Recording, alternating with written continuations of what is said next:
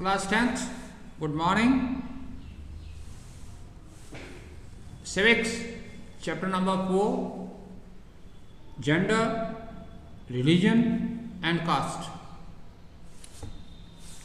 We are going to study two terms, that is, what is secularism and the role of caste and politics, or you can say vice versa, politics and caste. Before going to that topic, move to page number 50. A pie chart is drawn there and the explanation given there about the social and religious diversity of India. This pie chart shows the population of different religious groups in India. Census, according to the census of 2001, the census of India records the religion of each and every Indian after every 10 years. Whenever the census is carried out, what is the census? Census is an official enumeration of the population in a particular area. That is what you call census. It is carried out after 10 years, every 10 years. The person who fills the census form visits every household and records the religion of each member of the household exactly the way each person describes it. If someone says she or he has no religion or that he is an atheist, this is exactly how it is recorded. Who is an atheist? Those who don't believe in God. He is an atheist, a person who is not having any religion. Thus, we have reliable information on the proportion of different religious communities in the country and how it has changed over the year. And by the census, everything is clear about the religion of the people belonging to a particular place. The data is clear, and how the religion changed over the years. What changes are there? The pie chart below presents the population proportion of 6 major religious groups in the country. 6 groups, the different shades. See the blue, the dark blue, yellow, red and black. 1, 2, 3, 4, 5 and 6 different religious groups are shown here.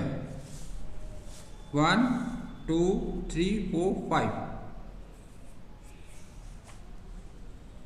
The pie chart below represents the population of 6 major religious groups in the country. Since independence, the total population of each group has increased substantially. But their proportion in the country's population has not changed much. In percentage terms, the population of Hindus, Jains, Christians has declined marginally since 1961. The proportion of Muslim, Sikh, Buddhist population has increased slightly. There is a common but mistaken impression that the proportion of the Muslim in the country's population is going to overtake other religious groups. There is a common but mistaken impression that what about the population of Muslims in the coming time period? It is mistaken that the population, the proportion of the Muslim in the country is going to overtake the other religious groups in terms of number, in terms of population.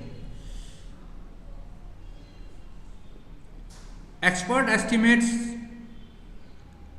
done for the Prime Minister's high-level committee, popularly known as Sachar Committee, shows that proportion of Muslim is expected to go up a little by about 3 to 4% in the next 50 years. It proves that in overall terms, the population balance of different religious groups is not likely to change in a big way.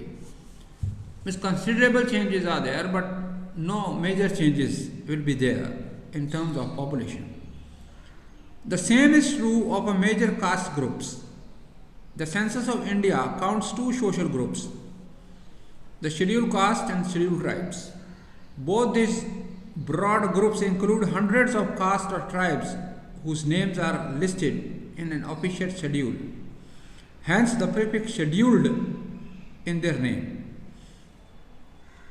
The scheduled castes, commonly known as Dalits, include those that were previously regarded as outcasts in Hindu social order and were subjected to exclusion and untouchability. The scheduled tribes, often referred to as Adivasis, include those communities that led to scheduled life, usually in hills and forests, and did not interact much with the rest of the society. In 2001, the scheduled castes were 16.2% and the scheduled tribes were 8.2% of the country's population. The census does not yet count the other backward classes, the group we discussed in class 9th. Hence, there are some difference about their proportion in the country's population. The National Sample Survey of 2004 and 5 estimate their population is to be around 41%. Thus, SC, ST and the OBC together account for about 2/3 of the country's population and about 3/4 of the Hindu population. So this is the entire scenario about the religious groups in India, what is their population, what percentage they contribute to the population of India.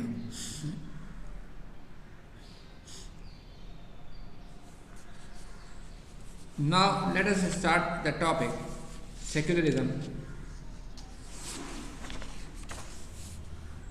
A certain question is there in the board examination about secularism, either a short question or a question of weightage of 4 marks is always there. So please be careful, understand this topic clearly. Secular state. Communalism was continuous to be one of the major challenges to the democracy in our country. The makers of our constitution were aware of this challenge. That is why they chose the model of secular state. This choice was reflected to several constitutional provisions that we studied last year. Because the communalism was a major challenge when the constitution was formed, therefore the secularism, the concept of secularism was mentioned there, included there in the Constitution of India, so that the effect of communalism is least. So what is secularism? There is no official religion for the Indian states. First, that is the feature of secularism. No any official religion is declared as it is in Sri Lanka. Unlike the status of Buddhism in Sri Lanka and that of Islam in Pakistan and that of Christianity in England, our constitution does not give a special status to any religion.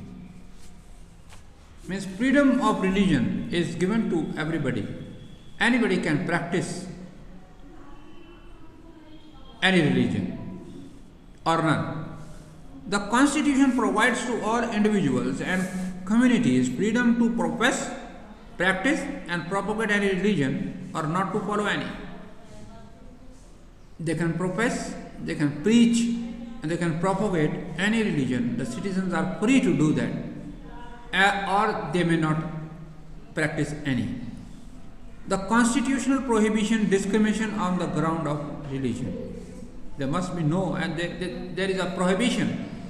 There is no any type of discrimination or preferences given on the basis of religion. At the same time, the constitution allows the state to intervene in the matters of religion in order to ensure equality within religious communities. For example, it bans untouchability. And the constitution allows the states to intervene, to interfere in the matters of conflict whenever there is a question of religion is there. Understood in this sense, secularism is not just an ideology of some parties or person. This idea constitutes one of the foundations of our country. Communalism should not be seen as a threat to some people in India. It threatens the very idea of the India. That is why communalism needs to be combated. And this secularism is a weapon. You can say it is a method to deal, to combat with communalism. A secular constitution like ours is necessary but not sufficient to combat communism. Communal prejudice and propaganda need to be countered in everyday life, and religion based mobilization needs to be countered in the arena of politics. Caste and politics. We have seen two instances of the expression of the social divisions in the arena of politics. One, we have seen the gender, and another, the religion. Now the third is there, that is caste. One largely positive and the other largely negative. Let us turn to our final case, that of caste and politics, that has both positive and negative aspects. Caste inequalities. Unlike gender and religion, caste division is special to India. All societies have some kind of social inequality and some form of division of labor. In the most societies, occupations are passed on from one generation to another. Caste system is an extreme form of this. Occupation, when they are transferred from one generation to another, means that particular caste is supposed to do that particular job, that particular occupation belonging to a same caste. That is what you call division of labor. What makes it different from the other societies is that in this system, hereditary occupational division was sanctioned by ritual. From one heredity to another, from one generation to another, the same occupation is transferred. Members of the same caste groups were supposed to form a social community and practice the same or similar occupation, married with a caste group, and did not eat with the members of the other caste group. Caste system was based on exclusion of and discrimination against the outcast group. They were subjected to the inhumane practice of untouchability, about which you have studied in class 9th. That is why political leaders and social reformers, like now the social reformers, the example is mentioned here, who fought against caste system. In 18th century, you know the caste system, the division of the caste system on the basis of occupations. That is the Vaishyas, the Kshatriyas, the Shudras.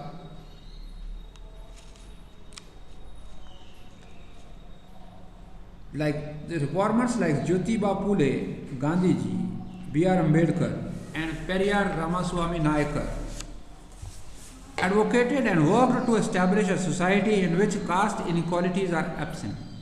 These reformers, they tried to establish such a society where there is no any discrimination on the basis of caste system. Partly due to their efforts and partly due to the other socio-economic changes, caste and caste system in modern India have undergone great changes.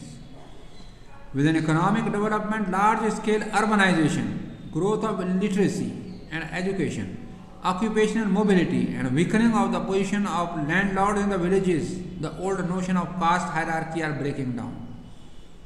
By the efforts of these reformers like B.R. Ambedkar, like Jyotiba Phule, like Mahatma Gandhi, Periyar Ramaswamy Nayakar, the caste system is losing its roots in India. The caste hierarchy is now declining, is breaking down. Now most of the times in urban areas it does not matter much who is walking along next to us on a street or eating at a next table in a restaurant. The Constitution of India prohibited any caste-based discrimination and laid the foundation of policies to reverse the injustice of the caste system.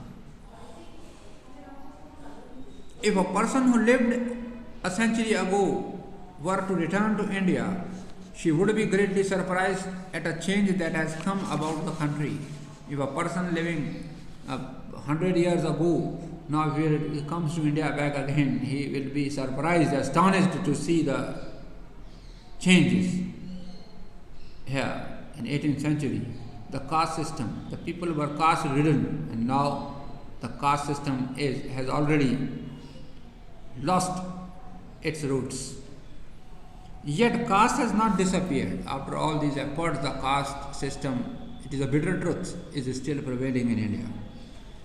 Some of the older aspects of caste have persisted. Even now, most people marry with their own caste or tribe. Untouchability has not ended completely, despite constitutional prohibitions.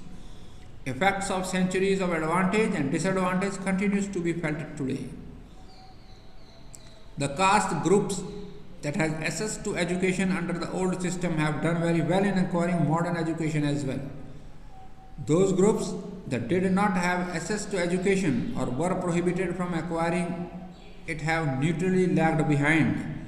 That is why there is disproportionately large presence of upper caste among the urban middle classes of our country.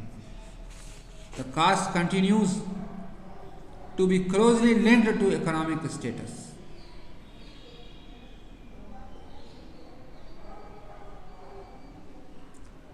Caste in politics. As in the case of communalism, casteism is rooted in the belief that caste is the sole basis of social community. According to this way of thinking, people belonging to the same caste belong to a natural social community and have the same interest which they do not share with anyone from the other caste. As we saw in the case of communalism, such a belief is not borne out by our experience. Caste is one aspect of our experience, but it is not the only relevant or most important aspect. Caste can take various forms in politics. What are the different phases of caste in politics? That is an important question now.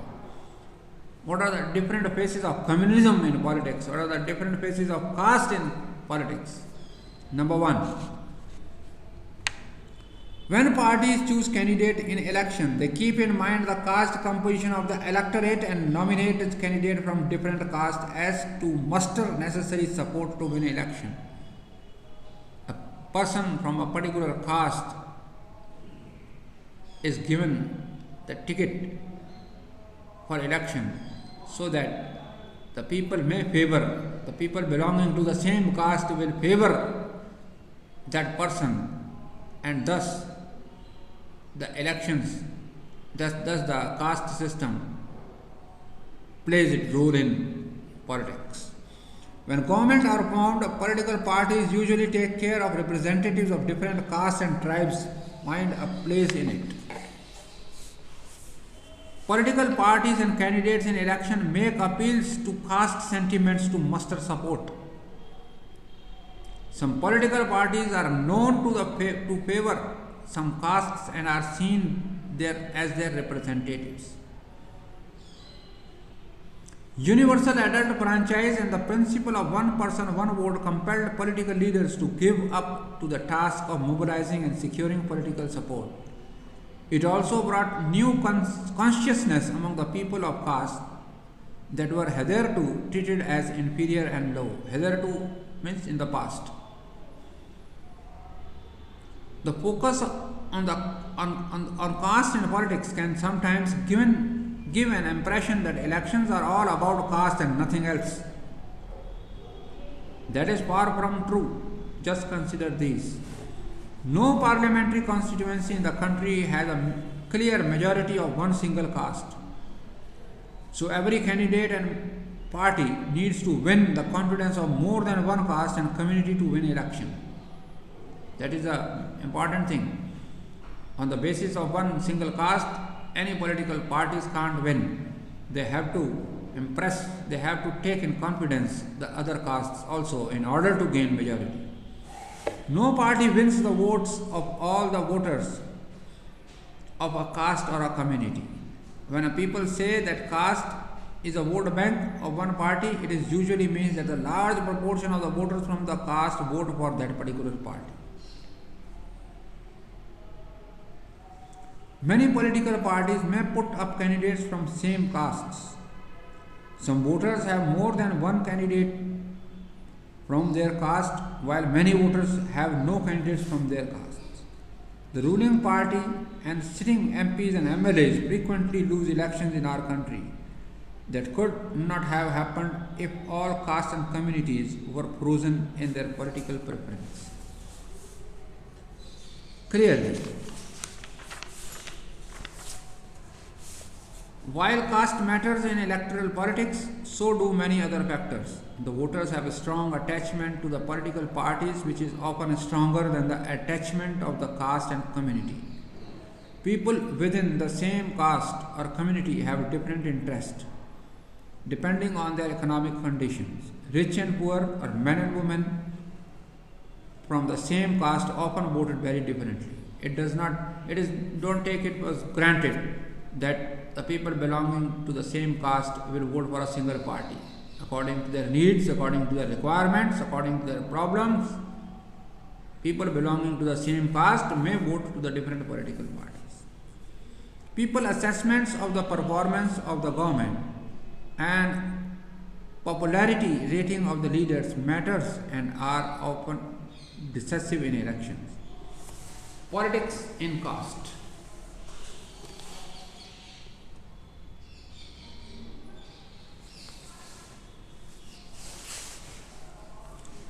We have so far looked at what caste does in politics, but it does not mean that there is only a one-way relation between caste and politics. Politics too influence the caste system and caste identities by bringing them into political arena.